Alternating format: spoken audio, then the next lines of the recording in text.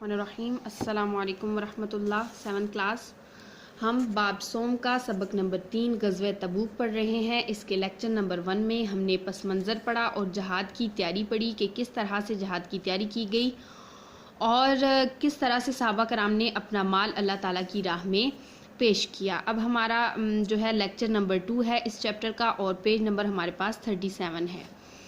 बाज़ सहाबा कराम रज़ियल्लाहु ताला अन्हुम इस कदर बेसर सामान थे कि वो जहाद की तैयारी में हिस्सा ना ले सके। जैसा कि ऊपर बयान हुआ था कि वो माली तौर पर बहुत ज़्यादा तंगदस्त हो गए थे कहत साली की वजह से।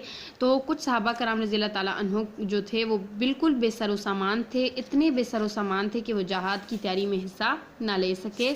उन्होंने अपनी जानें बरगाहे रिसालत में पेश करते हुए अर्ज़ की कि इन्हें भी जहाद फ़ी सबीलिल्लाह में ले जाया जाए, यानी कि उनके पास और तो कुछ नहीं था लेकिन उन्होंने अपनी जानों का नजराना पेश किया कि हमारी जानों को ही जहाद फ़ी सबीलिल्लाह में शरीक किया जाए।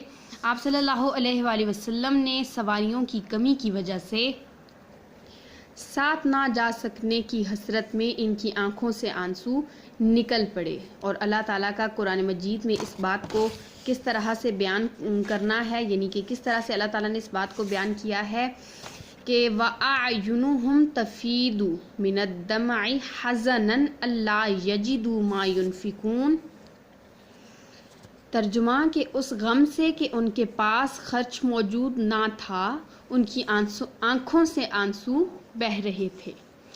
सन 9 हिजरी में नबी अकरम सल्लल्लाहु अलैहि वसल्लम की क़यादत में 30,000 सहाबा कराम रज़ियल्लाहु ताला अन्हुम शाम की तरफ रवाना हुए, यानी कि हिजरत के 9वें साल नबी अकरम सल्लल्लाहु अलैहि वसल्लम की क़यादत में 30,000 सहाबा कराम रज़ियल्लाहु ताला अन्हुम का जो लश्कर था वो शाम की तरफ रवाना हुआ। आप सल्लल्लाहु अलैहि वसल्लम की हयात मुबारका में मुसलमान मुजाहिदीन की ये सबसे बड़ी तादाद थी, यानी कि ये वाहिद लश्कर था कि जिसमें इतनी ज़्यादा तादाद मौजूद थी। इनमें 10,000 जो सहाबा कराम रज़ियल्लाहु ताला अन्हुम थे वो सवार थे, यानी कि उनके पास सवारियां मौजूद थीं। सवारियों की कमी की वजह से सहाबा कराम रज़ियल्लाहु ताला अन्हुम बारी बारी सवारी किया करते थे, यानी कि जो एक सवारी थी उस पर बारी बारी सवारी किया करते थे। 18 आदमियों के लिए एक ऊँट था, यानी कि 18 आदमियों ने एक ऊँट पर सफ़र करना था।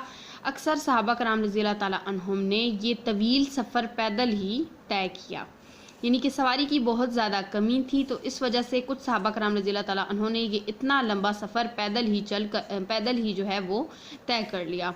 मुसलमानों ने 805 किलोमीटर का ये फ़ासला इंतहाई इस्तकामत, सब्र और हौसले और जमा मर्दी से तय किया। सफ़र की तमाम तर मुश्किलात को अज़म और हिम्मत से बर्दाश्त किया। सामान की कमी और सफ़र की तकलीफ़ की वजह से इसे जैशुल उसरा यानी तंगी का लश्कर भी कहा जाता है, यानी कि चूँकि उनके पास सवारियों की भी कमी थी और माली तंगदस्ती का भी ये लोग शिकार थे सहाबा कराम, तो इस वजह से इस लश्कर को जैशुल उसरा कहा गया है। रूमियों को किस तरह से शिकस्त दी गई?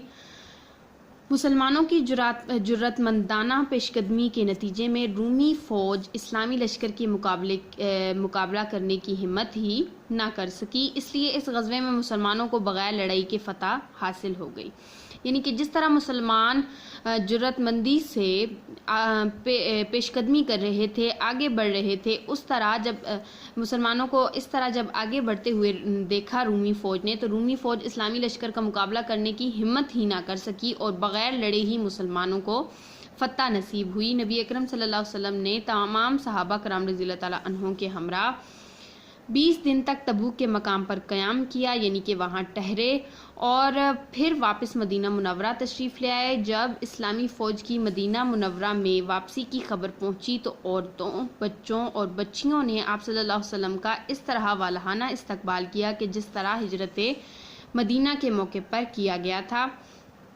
یعنی کہ جب حضور اکرم صلی اللہ علیہ وسلم مکہ سے مدینہ ہجرت کر کے آئے تھے تو مدینہ کے لوگوں نے، وہاں کی عورتوں، بچوں اور بچیوں نے بہت اچھے سے حضور اکرم صلی اللہ علیہ وسلم کا استقبال کیا تھا۔